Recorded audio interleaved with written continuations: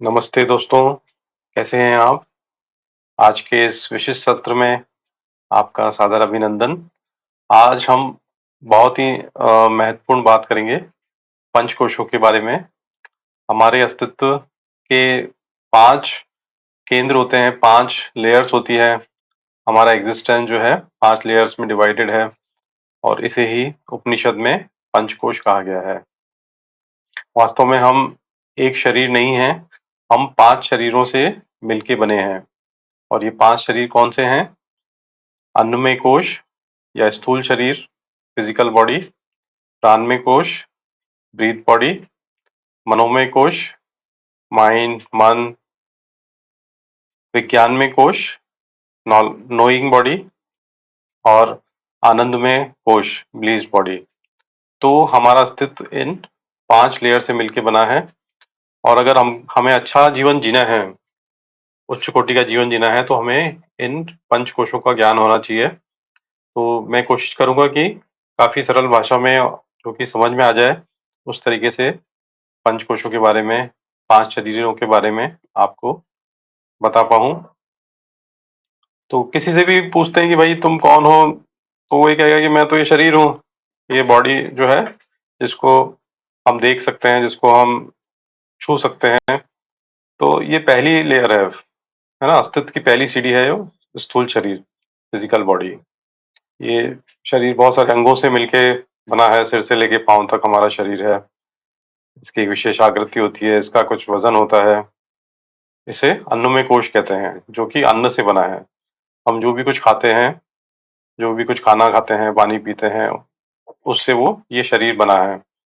और जब बच्चा जन्म लेता है, तो उसके पास में एक अन्नमय शरीर होता है। वो उसकी माँ के गर्भ से, माँ ने जो भोजन किया होता है, उस भोजन से बना होता है। तो कुल मिलाकर के शरीर का हर हिस्सा जो है अन्न से, भोजन से बना हुआ है।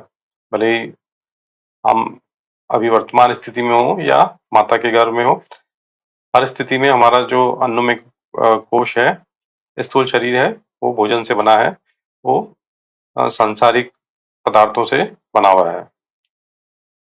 और अन्नमय कोश जो है, उसमें 5 कर्मेंद्रियां होती हैं, 5 ज्ञानेंद्रियां होती हैं। 5 ज्ञानेंद्रियां कौन सी होती है? वो ज्ञानेंद्रियां जिनसे हम बाहरी संसार को जानते हैं, है ना? आँख, नाक, कान, जिह्वा और त्वचा, जिनसे हम संसार को जानते हैं। आंखों से हम देख पाते हैं, कानों से हम सुन पाते हैं, नासिका से हम सूंघ पाते हैं, जीवा से हम स्वाद ले पाते हैं, त्वचा से हम स्पर्श का आनंद ले पाते हैं। तो ये सब फिजिकल बॉडी के अंदर है, स्थूल शरीर के अंदर है। और 5 कर्मेंद्रियां होती हैं, जिनसे हम विशेष कर्म करते हैं। हाथ है, पाँव है, पेट है, गुदा है, जननेंद्रिय है। ये 5 कर्मेंद्रियां हैं। और जो स्थूल शरीर है, वो 7 तत्वों से बना होता है, सब धातुओं से बना होता है। हमारे आयुर्वेद में या उपनिषदों में सब धातुएं कहा गया है उन्हें, जिसमें कि रस, रक्त, मांस, मेद, अस्थि, मज्जा, शुक्र, ये 7 तत्व कहलाते हैं। तो हम सब लोग इस शरीर को बहुत अच्छे से जानते हैं, है ना? 99% लोग तो स्थूल शरीर को ही शरीर मानते हैं और उनकी चेतना जो है इसी पे केंद्रित रहती है। हम इसी को अच्छा सुंदर दिखाने के लिए या उसको स्वस्थ रखने के लिए सारे प्रयास रहते हैं। सारी बीमारियों से बचने के लिए, रोगों से बचने के लिए हम क्या करते हैं? हम एक्सरसाइज करते हैं, जिम जाते हैं, आसन करते हैं, अच्छा भोजन करते हैं। ये सब स्थूल शरीर को, अन्नमय कोश को अच्छा करता है। अन्नमय कोश से इतर भी 4 कोश हैं, है ना? 4 लेयर्स हैं। दूसरा है प्राणमय कोश, ब्रीथ बॉडी। प्राणमय कोश क्या होता है? हमारा शरीर जो है एक विद्युत शरीर है। ये प्राणमय कोश एक विद्युत शरीर है, एक इलेक्ट्रिक बॉडी है। प्राण शरीर, प्राण ऊर्जा। कहते हैं कि जब कोई व्यक्ति मृत्यु आती है, तो हम कहते हैं कि उसके प्राण चले गए, उसका प्राणांत हो गया, है ना? उसके प्राण चले गए। स्थूल शरीर तो फिर भी है। और मृत्यु के बाद में क्या होता है? स्थूल शरीर तो कुछ दिनों में सड़ने लग जाता है। तो जब तक प्राण में शरीर है, ये स्थूल शरीर सड़ता नहीं है। ये चेतना में रहता है, विद्युत में रहता है। इसमें एक आवेग रहता है। तो दूसरा शरीर जो है प्राणमय शरीर है, ये दिखता नहीं है। स्थूल शरीर दिखता है, इसको छू सकते हैं। प्राणमय शरीर को सामान्यतः लोग नहीं देख पाते हैं। साधक लोग जो होते हैं या जिन्होंने विशेष अध्ययन किया है, वो इस प्राणमय शरीर की जो ऑरा है उसको देख पाते हैं। वो अलग-अलग रंगों से मिलके वो बना होता है प्राणमय शरीर। तो प्राणमय शरीर जो है, उसमें 72,000 नाड़ियाँ हैं, जिसमें कि प्राणों का, विद्युत का प्रवाह होता है, संचार होता है। और इसके अलावा 100 से अधिक लगभग 114 चक्र होते हैं। ये चक्र वह स्थान है जहाँ पे फिजिकल बॉडी और हमारा चेतन शरीर मिलता है। उन बिंदुओं के ऊपर वहाँ पे चेतना का आधिक्य होता है, उन्हें हम चक्र कहते हैं। तो लगभग 114 चक्र हैं। उनमें से भी 7 चक्र सबसे ज़्यादा इम्पोर्टेंट होते हैं, महत्वपूर्ण होते हैं। इसमें मूलाधार है, सहस्त्रार है, मणिपुर चक्र है, अनाहत, विशुद्धि, आज्ञा और सहस्त्रार। ये 7 चक्र हैं जो सर्वाधिक शक्तिशाली होते हैं, सर्वाधिक चेतना का केंद्र होता है। तो प्राणमय शरीर बना है 72,000 नाड़ियों से और चक्रों से, और इन नाड़ियों के अंदर ऊर्जा का, प्राण का संचार होता है। प्राणमय शरीर को मजबूत रखने के लिए हमें प्राणायाम करना चाहिए, ब्रीथिंग एक्सरसाइजेस करनी चाहिए। इससे प्राणिक शरीर मजबूत होता है। तो जिनका प्राणिक शरीर अच्छा होता है, वो काफ़ी तेजस्वी होते हैं, ओजस्वी होते हैं, उनका वो पुरुषार्थी होते हैं, वो सामाजिक सेवाओं में अग्रणी होते हैं, वो नेतृत्व करते हैं, है ना?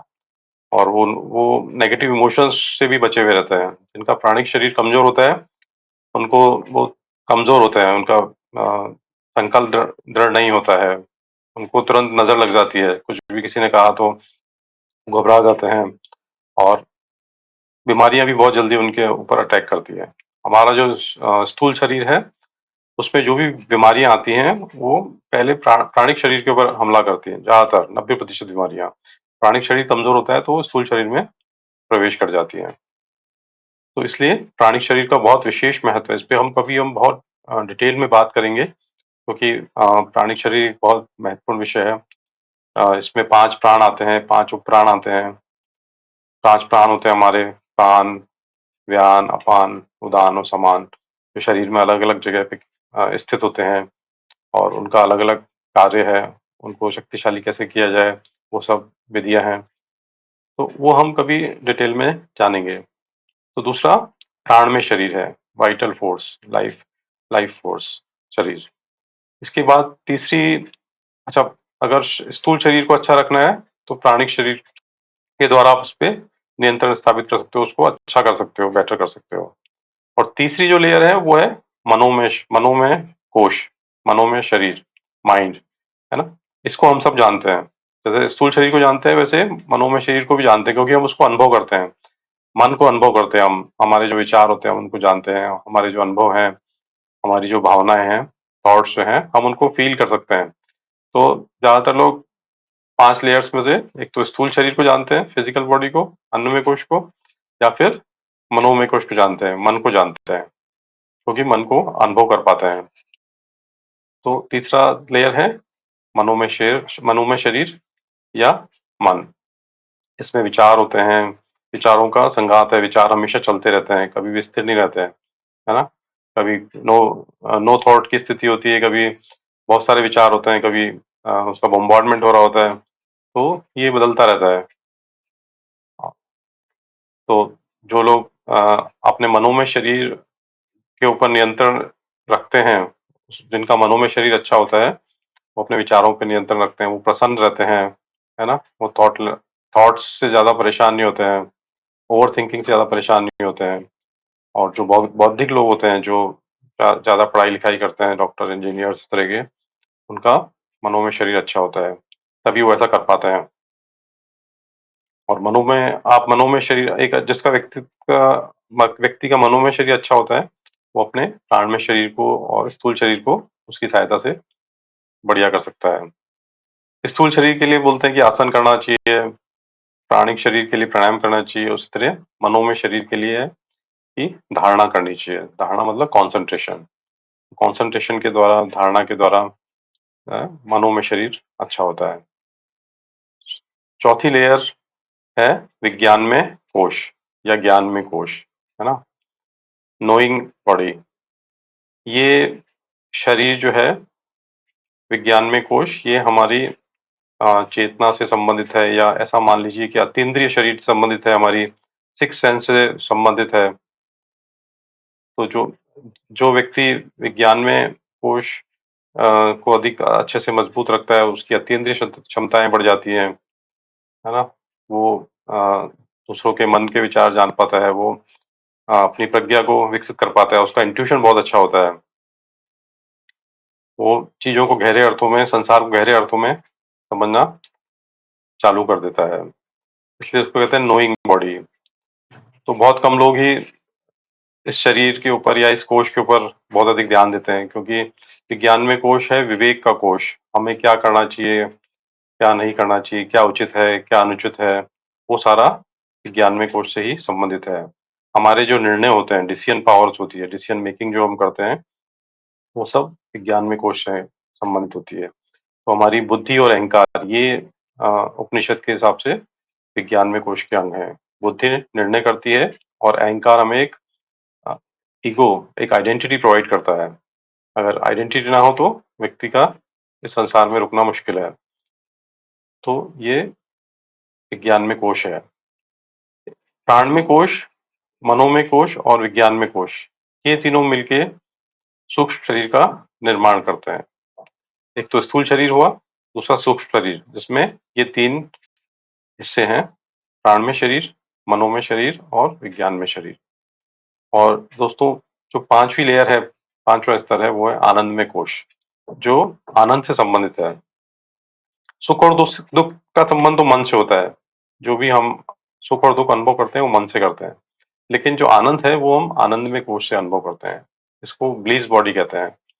और ये एक परम स्थिति को दर्शाता है। ये तुरीय अवस्था, फोर्थ स्टेट बोला गया है इसे उपनिषद में, उस स्थिति को दर्शाता है। बहुत कम लोग हैं जो अपने आनंदमय कोश के ऊपर ध्यान देते हैं और वहां तक पहुंच पाते हैं, उसकी समझ रखते हैं। और ये एक इसे कारण शरीर भी कहा गया उपनिषदों के अंदर। आनंदमय कोश को कारण शरीर भी कहा गया है। और इससे परे जो है वो परमानंद है, परम चेतना जो है, आत्मा, ईश्वर, जिसे आप जो भी कह लीजिए, इसके परे वही है। तो हमें प्रयास करना चाहिए कि हम अपने स्थूल शरीर से आगे उठ करके अपने प्राणिक शरीर पे ध्यान दें, प्राणिक शरीर से ऊपर उठ के मनोमय शरीर, मन पे ध्यान दें, मन से ऊपर उठ के विज्ञान में शरीर अपने जो है नोइंग बॉडी के ऊपर ध्यान दें, और उससे भी आगे हम आनंद में कोश अपने जो है प्लीज बॉडी को विकसित करने के लिए, उसको स्वस्थ रखने के लिए ध्यान दें। विज्ञान में शरीर जो है वो ध्यान से अच्छा होता है, और आनंद में कोश जो है वो ध्यान से भी आगे, वो ध्यान, समाधि, जो भी आध्यात्मिक प्रक्रियाएं हैं, वो विज्ञान में कोश और आनंद में कोश को अच्छा करते हैं। और जो व्यक्ति इस स्तर पे जीने लगता है, आनंद में कोश के स्तर पे, वो हमेशा प्रसन्न रहता है। वो आनंद की स्थिति में, एक मतलब एक जो ईश्वरीय आनंद होता है, वो उसके अंदर प्रकट होता है। जो विज्ञान में कोश की स्थिति में रहता है, वो अत्यंत क्षमताओं से युक्त होता है। क्लेवलर एक वर्ड होता है। जो व्यक्ति अत्यंत क्षमताओं से युक्त है ना, जिसकी छठी इंद्रिय जागृत हो गई है। जो मनो में वो जिसका अच्छा होता है, वो बौद्धिक व्यक्ति होता है। जैसे डॉक्टर्स, इंजीनियर्स हैं, या प्रोफेसर्स हैं, या बहुत अच्छे पढ़ने वाले लोग हैं। जिनका प्राण में शरीर अच्छा होता है, वो अ, उनकी प्राणिक क्षमता अच्छी होती है, वो नेतृत्व करता अच्छे होते हैं। और जिनका स्थूल शरीर अच्छा होता है, वो तंदुरुस्त दिखते हैं। उनकी उनकी बॉडी अच्छी दिखती है, वो खूबसूरत नजर आते हैं। तो पांचों शरीरों का विशेष महत्व है। ज्यादातर लोग स्थूल शरीर के स्तर पे जीते हैं, और बहुत थोड़े लोग जो है प्राणिक शरीर के स्तर पे जीते हैं। और मन सबके पास में होता है, लेकिन एक अच्छा, एक कॉन्सेंट्रेट माइंड, एक वेल डेवलप माइंड, वो और भी कम लोगों के पास में होता है। और ऊपर जो अतीन्द्रिय क्षमताएं हैं, अच्छा निर्णय करने की, विवेक की क्षमता है, सही निर्णय लेने की क्षमता है, वो और भी कम लोगों में होती है। और आनंद में स्थिति तक आना, वो तो बहुत ही विरले लोगों के अंदर होता है। ऐसे लोग गुरु होते हैं। आध्यात्मिक जो है वो गुरु होते हैं, लोगों को प्रेरित करते हैं। और जो इन पांचों शरीरों के परे चली जाती है चेतना, वो एनलाइटेड हो जाती है, वो ज्ञान को प्राप्त कर लेती है, परम ज्ञान को, वो मुक्त हो जाती है। तो ये 5 कोशों का रहस्य है और बहुत ही सुंदर हमारे उपनिषदों के अंदर, हमारे शास्त्रों के अंदर बताया गया है। मैंने प्रयास किया है कि सरल भाषा में आपको समझाऊँ। आप इसको सुनें, इस पे मनन करें, 2 बार इसको सुनें, इसको जानने का प्रयास करें, इसमें से क्या चीज़ आपको ऐसी लगती है कि जो करनी चाहिए। हर व्यक्ति के लिए कुछ-कुछ टेक अवे पॉइंट्स होते हैं।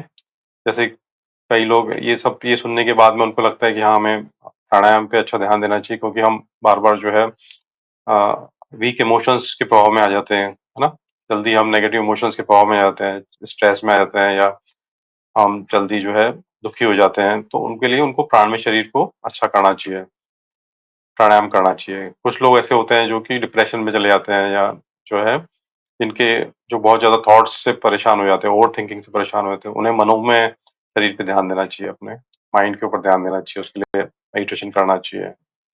और कुछ लोग जो है अतीन्द्रिय क्षमताएँ की बातें तो बहुत कम लोग करते हैं, लेकिन फिर भी जो इंटरेस्टेड लोग हैं, उनको गहराई से ध्यान में उतरना चाहिए और साधनाओं पे ध्यान देना चाहिए। और अगर आप ईश्वर प्राप्ति के इच्छुक हैं, अपना जीवन परम लक्ष्यों के ऊपर लेके आना जाना चाहते हैं, तो आनंद में कोश को बलवान कीजिए, साधनाओं से, भक्ति से, ज्ञान से, है ना? उससे होता है। तो ज़्यादातर लोग स्थूल शरीर के स्तर पे जीवन यापन करते हैं, कुछ लोग प्राणिक शरीर के स्तर पे जो नेतृत्व प्रदान करते हैं वो, उनका प्राणिक शरीर अच्छा होता है या वो सामाजिक क्षेत्र में भी आगे होते हैं। जो लोग बौद्धिक कार्यों में आगे होते हैं, वो उनका मन बहुत विकसित होता है और जो लोग आध्यात्मिक क्षेत्रों में आगे होते हैं, उनका विज्ञान में और आनंद में कोश विकसित होता है। तो मित्रों, आपको कैसा लगा ये सत्र?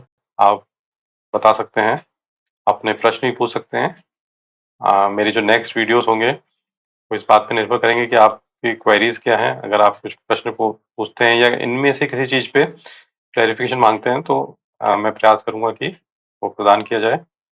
आपका दिन मंगलमय हो। धन्यवाद।